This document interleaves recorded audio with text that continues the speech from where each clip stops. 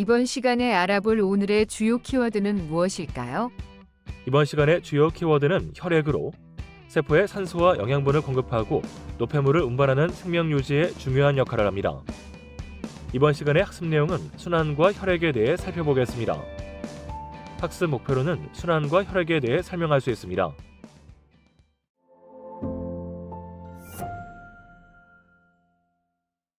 네, 이번 시간에는 혈액의 순환에 대해서 얘기하겠습니다. 혈액의 순환이라고 하는 것은 저번 시간에도 얘기를 했던 것처럼 심장을 통해서 나오는 혈액이 어디로 어떻게 돌아서 다시 심장으로 되돌아오느냐라는 얘기인 거잖아요. 여러분들 몸에서 이렇게 순환은 크게 두 가지로 구분할 수 있어요. 하나는 허파로 가서 다시 심장으로 돌아오는 허파순환이 있습니다. 허파순환에서는 가스 교환이 일어나는 곳이죠. CO2와 이산화탄소가 익스체인지 돼서 풍부한 산소를 포함한 혈액을 심장으로 되돌아오게 하는 거고요. 그렇게 돌아온 혈액, 즉 다시 말해서 동맥혈은 온몸으로 이렇게 돌아서 산소를 공급하겠죠. 그리고 조직 세포에서 이렇게 만들어진 부산물 CO2를 이렇게 받아서 다시 심장으로 가지고 오는 온몸 순환, 이렇게 크게 두 가지로 구분할 수 있다라고 보시면 될 것 같습니다. 그림을 한번 보시죠. 여기서 보시면 심장에서 나가는 혈액은 대동맥을 통해서 이렇게 흘러가잖아요. 그래서 온몸을 돌아서 산소 공급하고 CO2 받아서 CO2 받은 이제 정맥혈은 다시 심장으로 이렇게 되돌아오겠죠. 심장으로 되돌아옵니다. 그럼 이제 이 혈액은 어디로 가야 되겠어요? 허파로 가야 되겠죠. 허파로 가서 다시 또 충분히 산소를 포화시킨 혈액을 다시 이렇게 심장으로 되돌아오게 하는 이런 이제 순환이 있습니다. 그런데 여기 독특하게 뭐가 있냐 그러면 뇌 쪽으로 가는 순환이 있습니다. 이거는 온몸으로 가는 순환하고 그다음에 여기 가지에서 나눠지는 뇌로 가는 이제 또 순환이 있어요. 그래서 이 뇌 순환을 혹자는 따로 독립순환으로 이렇게 설명을 하는 경우도 있습니다. 그러니까 심장에서 나간 대동맥은 뇌 쪽으로 가는 순환과 여러분들의 머리 아래쪽에 몸으로 가는 순환, 이렇게 크게 두 가지로 구분하는 경우도 있다. 그래서 뇌순환, 온몸순환, 그리고 허파순환, 이렇게 세 가지로 구분하기도 한다라는 거 알고 계시면 되겠습니다. 뇌순환의 기본적인 특징이 있는데, 보통 혈액이 동맥을 타고 가면 조직을 거쳐서 다시 정맥으로 돼서 이제 그냥 심장으로 되돌아옵니다. 그런데 뇌순환 같은 경우는 동맥이 서로 만나서 새로운 동맥까지를 형성해서 뇌에 혈액을 공급하는 그런 시스템이 있어요. 이게 굉장히 중요하죠. 이거를 대뇌 동맥고리, 윌러스 서클이라고 합니다. 이거는 어떤 의미냐 그러면 뇌로 공급되는 혈액이 아주 일정하게 어떤 그 문제가 발생하지 않도록 혈액의 공급이 일정한 압력으로 전달될 수 있도록 하는 혈액 시스템이에요. 송목동맥으로 올라오는 혈액과 그 다음에 척추동맥으로 올라오는 혈액이 뇌 바닥에서 만납니다. 뇌 바닥에서 만나요. 어떻게 만나냐 그러면 여기가 이제 송목동맥에서 이렇게 올라오는 이런 동맥은 중간대뇌동맥, 그리고 그 다음에 앞대뇌동맥, 이렇게 형성을 합니다. 그리고 척추동맥에서 올라온 동맥은 뇌바닥동맥을 형성해서 여기에서 뒤대뇌동맥을 형성을 하고, 그리고 이 동맥들 사이는 서로 연결을 해요. 이걸 뒤교통동맥이라고 하거든요. 그리고 앞쪽에도 서로 교통을 합니다. 그러니까 다시 말해서 송목동맥으로 오는 혈액과 척추동맥으로 올라오는 혈액들이 서로 합쳐져서 균일화한 다음에 앞쪽, 중간, 뒤대뇌동맥으로 압력으로 일정한 혈액을 이렇게 공급하는 시스템인 거예요. 어디가 막혀서 좀 부분적으로 혈액 공급이 좀 떨어진다거나 하는 것들을 최소화시키는 거죠. 그런 차이를. 그래서 뇌는 사실 혈액의 공급이 매우 중요합니다. 중추신경계인 뇌가 손상이 되면 여러분들의 온몸이 모두 정지될 수 있다. 그래서 뇌는 아주 정교한 혈액 공급이 유지되고 조절되어야 된다는 얘기인 거죠. 그걸 가능하게 하는 것이 바로 대뇌동맥골이다라는 거 꼭 체크하시고 회복 시간에 체크하시면 좋겠습니다. 자, 그 다음에 이제 태아순환이 있는데, 태아순환은 뭐냐 그러면 정상 성인이 되기 전에 이제 엄마 뱃속에서 태어나기 전에 엄마 뱃속에 있을 때에 약간 다른 순환 시스템을 하고 있는 거예요. 왜냐 그러면 자체 호흡을 하지 않기 때문에 태어나기 이전에는 약간 변형된 그런 이제 순환을 한다라고 보시면 되겠습니다. 그 중에 첫 번째가 뭐냐 그러면 탯줄인 거죠. 탯줄을 통해서 엄마 피와 이제 성분이 이렇게 교류를 하게 됩니다. 아가의 노폐물은 엄마 피로 이렇게 공급해주고 엄마 피의 영양분과 산소를 받아서 어디로 가요? 태아에게 이렇게 전달이 되는 거죠. 이 태아에게 전달되는 이 연결되는 고리가 바로 정맥관이에요. 정맥관으로 연결이 돼서 엄마로부터 받은 영양분과 산소를 공급받는다라고 보시면 되겠고, 그 다음에 이제 태아는 숨을 쉬지는 않잖아요. 그렇지만 심장은 허파 쪽으로 혈액을 보내서 다시 온몸으로 돌리는 그런 심장 순환을 끊임없이 유지하고 또 훈련해야 된다는 거죠. 이제 그래서 그렇지만 불필요한 부분은 최소화시키는 겁니다. 이미 산소는 엄마 피로부터 이렇게 받았기 때문에 허파로 굳이 많은 양을 보낼 필요는 없는 거죠. 그렇지만 기본적인 순환은 할 수 있도록 유지하게 하는데 거기에 이제 차이점이 있습니다. 그 중에 첫 번째 차이점이 뭐냐 그러면 타원 구멍이에요. 타원 구멍은 오른쪽 심방에서 원래는 심실로 가야 되는데 그 중에 일부는 그냥 바로 왼쪽 심방으로 보내서 오른쪽 심방에서 다이렉트로 왼쪽 심방으로 연결하는 통로가 있어요. 그 통로가 바로 어디냐 그러면 어디다? 타원 구멍이에요. 그래서 이렇게 보내서 이렇게 가는 거죠. 이 심방으로 들어오는 모든 혈액이 다 폐로 갈 필요는 없다라는 얘기인 거죠. 그 다음에 또 하나는 여기 그 허파에서 그러니까 허파에서 이제 들어오겠죠. 허파로 들어와서 이 허파로 들어온 혈액이 왼쪽 심실을 거쳐서 심실로 나갈 건데 이게 지금 대동맥이잖아요.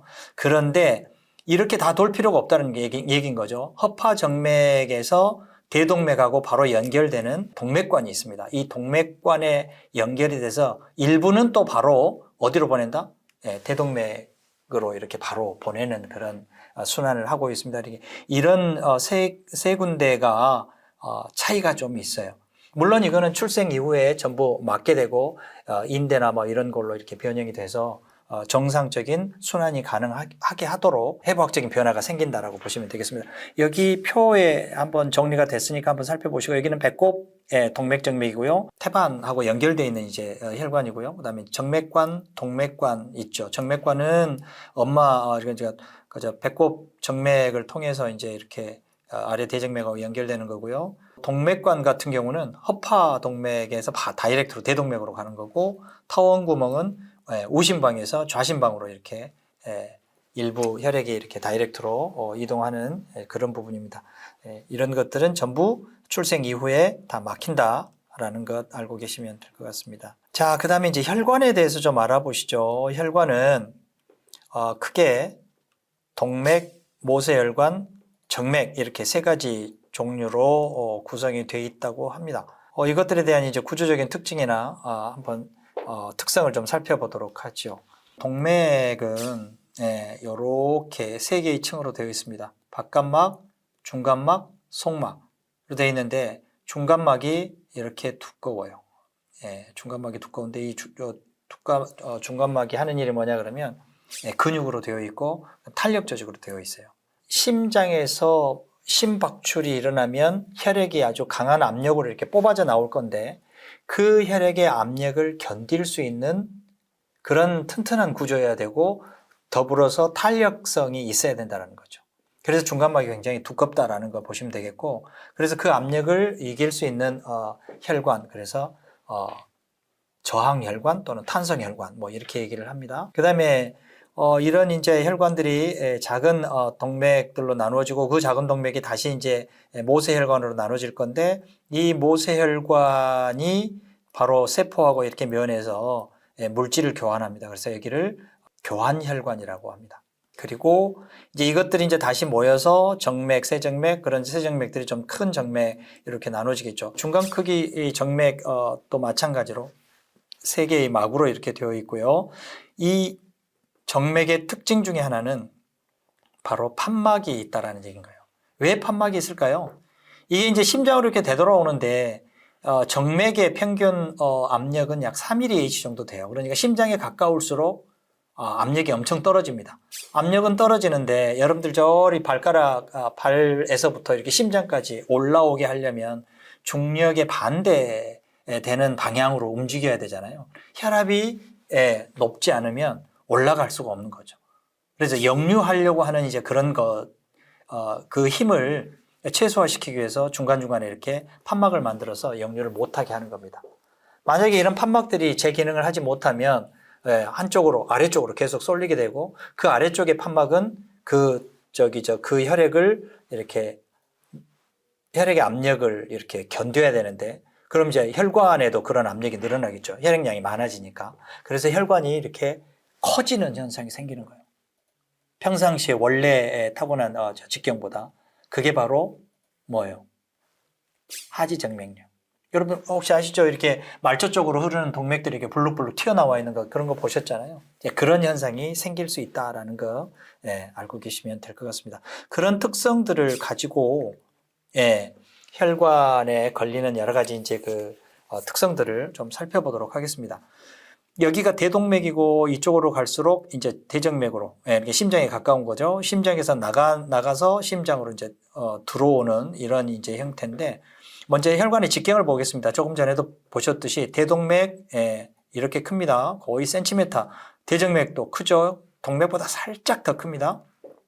약 3cm 전후로 이렇게 큰 혈관이 여러분들 조직 세포 쪽으로 가면 갈수록 혈관 직경이 작아져서 대동맥, 동맥, 세동맥 이렇게 나눠져서 이제 모세혈관이 되는 건데 이 모세혈관 부분이 가장 적은 사이즈가 거의 10마이크로까지 이렇게 내려간다고 보시면 될 것 같아요. 그래가지고 다시 이제 대정맥이 커지는 거죠. 혈관 직경은 이렇게 돼 있고요. 평균 혈압을 보시면 여러분들 이런 그림 많이 보셨을 거예요. 이런 그림 많이 보셨을 거예요. 그죠? 여기가 이제 수축기 압, 여기가 이완기 압 했던 것의 평균 압력입니다. 평균 압력이 대동맥에서는 제일 높고 정맥에서는 제일 낮다. 모세혈관은 많이 줄어든 상태에서 물질 교환이 일어날 수 있도록 하게 한다라는 얘기인 겁니다. 면적을 한번 볼까요? 면적은 모세혈관이 그러니까 가장 직경이 가는 그렇지만 그것들을 전부 연결해 보니 훨씬 다른 동정맥보다 훨씬 면적이 크다라는 얘기인 거죠. 그만큼 여러분들 온몸 곳곳에 다 모세혈관이 퍼져 있다는 얘기인 거예요. 그만큼 넓은 면적으로 차지하고 있다라고 보시면 되겠습니다. 그다음에 혈류 점성 한번 볼까요? 혈류 점성은 모세혈관에서 가장 높습니다. 높다라는 얘기는 무슨 뜻이에요? 혈류 속도가 제일 낮다라는 얘기인 거예요. 혈류 속도가 낮아야 서로 물질의 교환이 일어날 수 있잖아요. 빨리 지나가면 교환이 되겠어요? 그래서 아주 느린 속도로 지나가면서 물질 교환이 일어날 수 있도록 그게 하고 있다라고 보시면 될 것 같습니다. 네, 그래서 이제 이런 혈관에서 정작 중요한 것은 뭐냐 그러면 조직과 혈관 사이의 물질 교환인 거잖아요. 그래서 어떤 원리로 어떤 힘에 의해서 혈관에서의 성분이 그리고 조직에서의 성분이 혈관과 세포 사이로 이렇게 왔다 갔다 하는지 그게 이제 중요한 거잖아요. 그래서 조직과 혈관 사이의 액체 이동 기전에 대한 내용을 한번 살펴보도록 하겠습니다. 지금 이 그림인 건데 한번 보시죠. 이게 한번 보시면 되겠습니다. 지금 모세혈관으로 들어가기 직전에 세동맥의 이제 혈압입니다. 물론 이제 위치에 따라서 조금씩 다를 수는 있는데 이 혈압이 뒤에서 이제 밀고 들어가는 거죠. 그때의 압력이 지금 혈액 정수압이에요. 30mAh 정도 됩니다. 30mAh 정도. 그런데 이 혈관을 중심으로 해서 물질이 이동하는 힘이 두 가지가 있습니다. 하나는 바깥쪽에서 안으로 들어오려고 하는, 그리고 또 하나는 안에서 바깥쪽으로 나가려고 하는 이제 그런 힘이 있는 거죠. 여기 안으로 들어오려고 하는 것은 뭐냐 그러면 이 혈액 속에, 그러니까 혈관 속에 존재하는 단백질부터 시작해서 많은 이온들이 고농도로 있어요. 그런데 이것들은 나가지를 않는 거죠. 그래서 바깥쪽에 있는 용액이 이렇게 들어오려고 하는 거예요. 그게 바로 혈장 콜로이드 삼투압입니다. 그게 약 한 26mAh 정도 되는 거죠. 26mAh 정도 되고, 그리고 반대로 여기 혈액에서 나가려고 하는 용액이 빠져나가려고 하는 힘이 조직 콜로이드 삼투압이에요. 조직에도 물론 콜로이드 성분들이 있겠잖아요. 그래서 그거는 약 6mAh 정도 된다는 거죠. 그러니까 나가려고 하는 힘은 혈압, 그 다음에 여기에서 나가려고 하는 조직 콜로이드 3투압. 이게 이제 플러스 하면 이게 지금 36이라는 얘기인 거예요. 36mAh 정도 되고요. 그 다음에 이쪽에서 들어오려고 하는 아까 3투압이 26에 그 다음에 이제 반대되는 압력이 2mm 해서 이제 28mm인데 요거 36에서 28을 빼면 8mAh 정도 되잖아요. 이 8mAh가 다시 말해서 바깥쪽으로 혈장을 내보내는 압력인 거예요. Net Filtration Pressure라고 합니다. 이걸 순여과압이라고 합니다. 이 여과압을 통해서 이렇게 물질이 이동을 해요. 모세혈관 밖으로 유출이 되는 거죠. 혈장과 혈장에 녹아있는 일부 성분들이 이제 나가는 거예요. 그리고 이제 진행이 되면 될수록 아까 설명을 드렸듯이 평균 혈압이 이렇게 모세혈관이 지나면 지날수록 혈압이 떨어지잖아요. 혈압이 떨어져요. 혈압이 떨어져서 이제 나중에는 같아지고 정맥 쪽으로 가면 반대로 마이너스 7mm, 이게 역압인 거죠. 혈장 콜로이드 3투압, 혈장 콜로이드 3투압이 이제 반대가 되는 거죠. 혈압이 떨어지니까 혈장 콜로이드 3투압이 들어오려고 하는 그 압력으로 인해서 넷 필트레이션이 반대쪽으로 이렇게 압력이 형성이 되는 거예요. 마이너스 7mAh 정도로. 그래서 나갔던 혈장 성분의 대부분이 다시 흡수됩니다. 정맥 쪽으로 이렇게 가면서.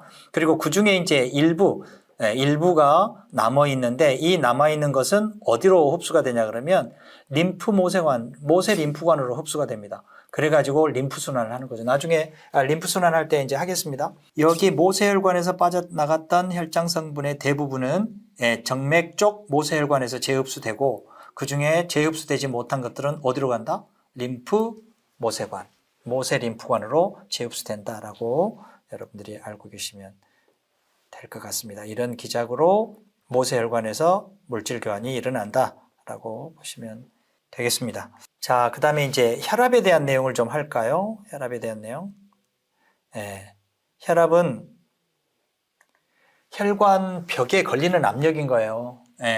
그러니까 보통은 이제 그 동맥혈관에 걸려 있는 압력을 이제 보통 우리가 혈압이라고 얘기를 하는 거죠.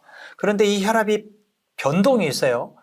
심장이 수축할 때는 굉장히 높고 심장이 이완할 때는 낮아지고 이제 그런다는 거죠. 그래서 심장이 수축할 때 높은 압력을 우리는 수축기 혈압이라고 합니다. 그리고 이제 심장이 이완할 때 낮은 압력을 이완기 혈압이라고 합니다. 그러니까 심장에 가까운 동맥에서는 이 변폭이 굉장히 커요. 그리고 이제 심장에서 멀어질수록 변폭이 작아서 평균 압력으로 이렇게 쭉 이렇게 내려가는 부분이죠. 그래서 여기서 맥박압이라고 하는 건 뭐냐 그러면 수축기 압력과 이완기 압력의 평균을 맥박압이라고 해요. 120mAh가 수축이고 80이 이완이니까 빼면 약 40mAh 정도의 압력이 맥박압으로 작용을 하는 거죠. 여러분들이 동맥혈관에 이렇게 촉지를 하면 혈액이 이렇게 뛰는 것을 느낄 수 있잖아요. 그것은 바로 이 맥박 압력을 여러분들이 느낄 수 있어서 그게 가능하다라고 보시면 되겠습니다. 이 압력에 대한 부분을 가지고 정상 혈압인지 아닌지를 체크하는 기준이 됩니다. 보통 정상 혈압은 120에서 80mAh, 그러니까 맥박압이 약 40mAh 정도 되는 것을 정상이라고 해요. 그러니까 130 미만인 거죠. 수축기, 이완기는 85 미만이고요. 이게 이제 130에서 139 정도는 높은 정상이라고 봅니다.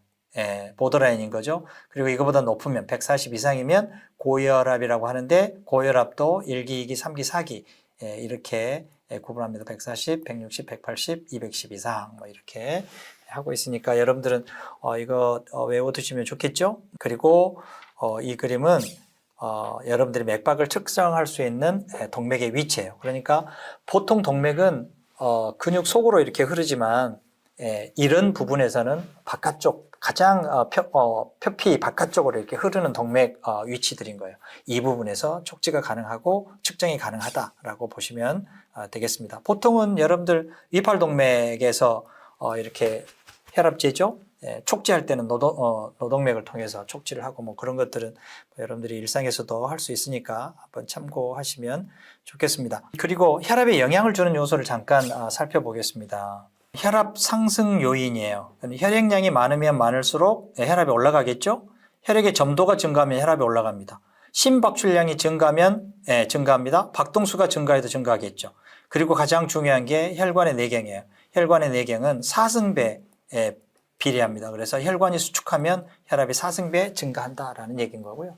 혈압 하강은 그것에 반대되는 양상으로 이루어질 수 있다라고 보시면 되겠습니다. 여기까지 해서 심장과 혈관을 통한 순환에 대해서 알아봤습니다. 자, 다음은 림프순환에 대해서 얘기를 좀 하도록 하죠. 조금 전에 여러분들이 모세혈관에서 물질교환이 있었잖아요. 거기에서 재흡수되지 않고 남은 여분의 조직액인 거죠. 그러니까 여과액이 이제 조직에 남아있는 그런 이제 성분인데 그런 것들은 이제 다시 림프관을 통해서 혈액으로 되돌려지는 이제 그런 과정이 필요합니다. 그게 바로 림프 순환입니다. 림프 순환의 시작은 림프 모세혈관에서부터 시작을 하는데 여기 그림에서 보이는 것처럼 이렇게 되어 있습니다. 혈관이 터져 있지는 않아요. 여기에서 이제 조직액이 빠져나오면 이 조직액이 재흡수되지 않은 조직액들이 이렇게 블런트엔드로 림프 모세관이 이렇게 되어 있습니다. 글이 이제 들어가는 거예요. 이렇게 들어갑니다. 이렇게 들어간 것들은 모세혈관에서 심장 쪽으로 조금씩 이동을 합니다. 그런데 문제는 이 림프관에는 뒤에서 앞으로 전진하게 하는 힘이 없어요. 이게 림프순환은 굉장히 어렵습니다. 힘이 없어요. 그러니까 항상 반대로 이렇게 흐르려고 하는 이제 여갑이 형성이 되겠죠. 그래서 림프 모세관, 림프관에는 전부 판막이 있어서 역류를 방지하고 있다라고 보시면 되겠고요. 그리고 이제 이 혈액의 순환은 굉장히 느리기는 하지만 여러분들의 움직임, 근육, 운동 뭐 이런 것들에 의해서 림프관 펌핑 작용으로 조금씩 앞쪽으로 심장 쪽으로 이동을 한다라고 보시면 될 것 같습니다. 그림 보이시죠? 림프관은 심장으로 돌아옵니다. 심장으로 돌아오는데 여기 보면 오른 림프관이라고 있어요. 오른 림프관이 있고요. 그 다음에 여기 보시면 가슴 림프관이 있습니다. 크게 심장으로 되돌아오는 림프관이 두 개가 있어요. 그래서 오른 림프관은 여러분들 오른쪽 부위의 팔, 그 다음에 오른쪽 부위의 가슴, 그리고 여러분들의 목, 머리 쪽에서 오는 림프액은 여러분들의 오른쪽 부위로 오게 되죠. 여기가 이제 오른 빗장밑 정맥이거든요. 그 빗장밑 정맥으로 들어와서 정맥을 통해서 심장으로 돌아오게 되는 거예요. 그리고 이제 나머지 부분, 왼쪽부터 아래 하지, 가슴 복부 쪽은 가슴 림프관을 통해서 왼 빗장밑 동맥을 거쳐서 이렇게 심장으로 되돌아온다라는 거 여러분들이 알고 계시면 되겠습니다.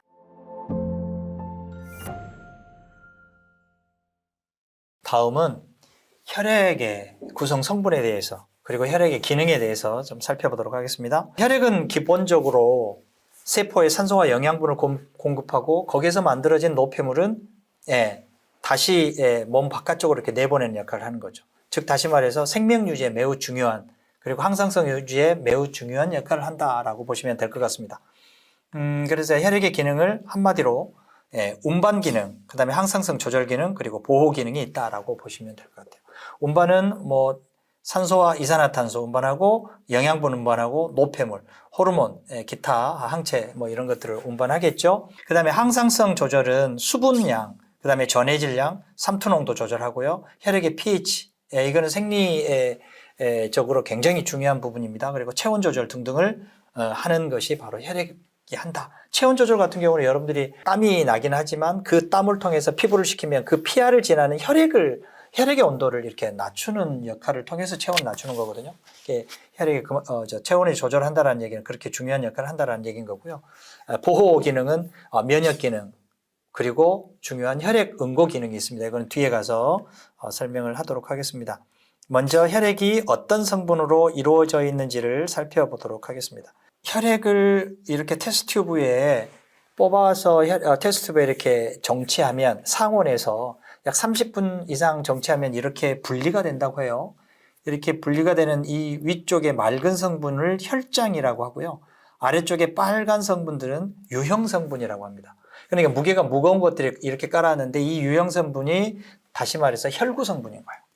적혈구, 백혈구, 혈소판 성분들 이런 것들이 이렇게 깔아앉습니다. 이게 약 한 45% 내외로 이렇게 구성이 되고 나머지가 혈장 성분, 액체 성분이다라고 보시면 되겠습니다. 이게 혈장의 용어를 여러분들이 좀 알고 계시면 되겠고, 예, 혈장에는 어떤 것들이 있냐 그러면 혈장은 대부분이 물이죠. 예, 혈장은 물입니다. 물인데 그 물 속에 단백질과 또 다른 용질들이 녹아 있는 거죠.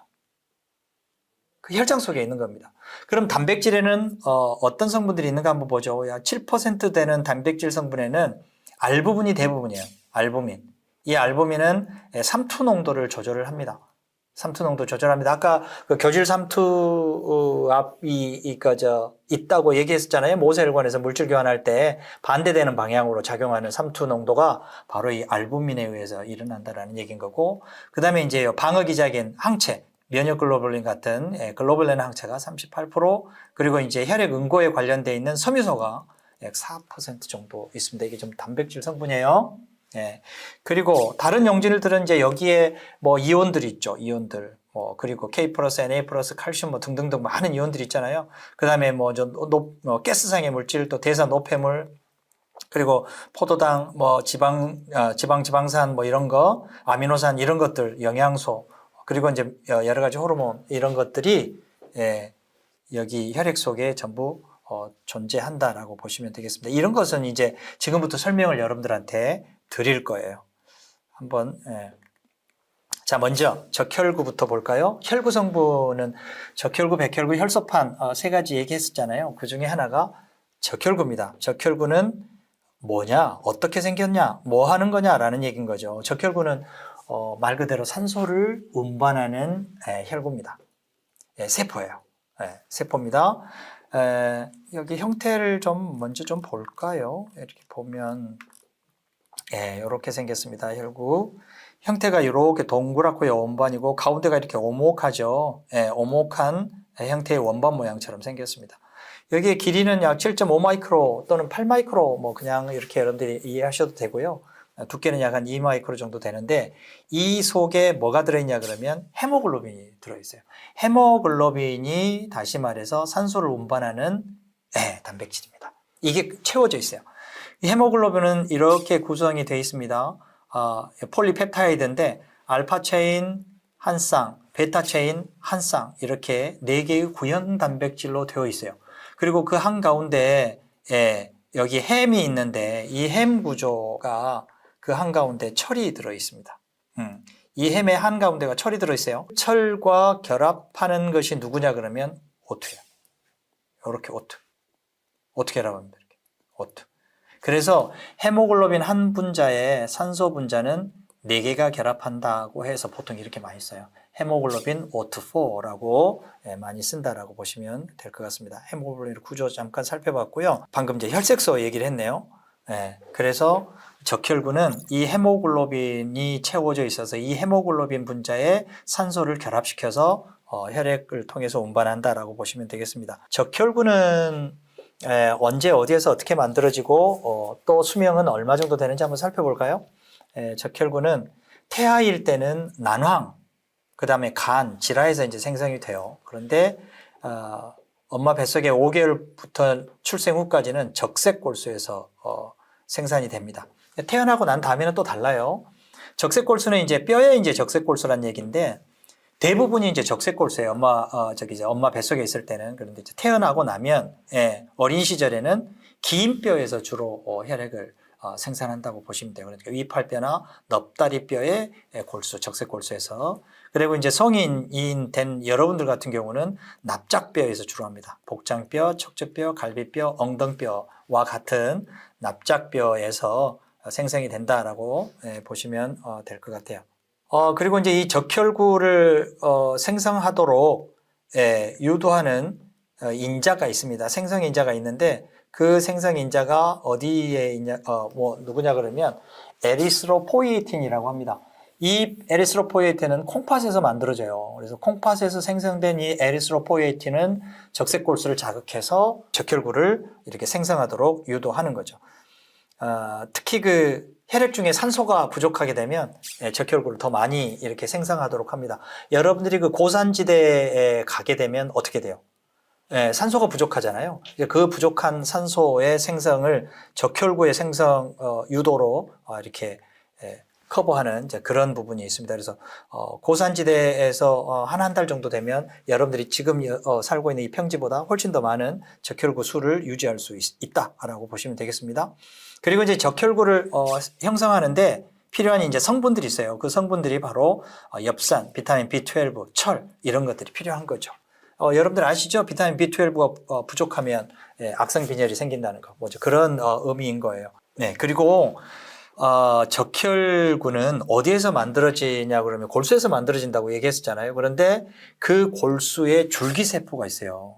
그 줄기세포에는 이제 크게 세 가지 종류의 줄기세포가 있는데 하나는 전능성, 다능성, 단능성 이렇게 세 가지 종류의 줄기세포가 있는데 전능성은 여러분들이 아시다시피 수정란 그러니까 정자와 난자가 결합해서 이제 배발생을 시작을 할 건데 그 엠브리오에서 나오는 세포들, 초기 세포들은 전부 전능성입니다. 어떤 조직 세포든지 다 만들 수 있는 이제 능력이 있는 세포들인 거죠. 그리고 이제 다능성 같은 경우는 혈구를 형성하는 세포들이 지금 다능성 세포거든요. 이거는 백혈구도 만들 수 있고 적혈구도 또는 혈소판도 만들 수 있어요.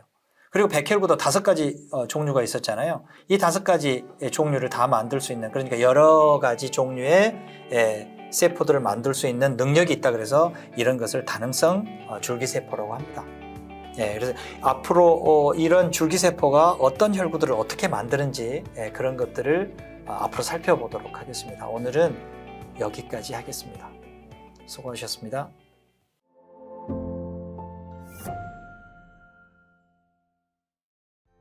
문제를 잘 읽고 학습한 내용을 바탕으로 풀이해보세요.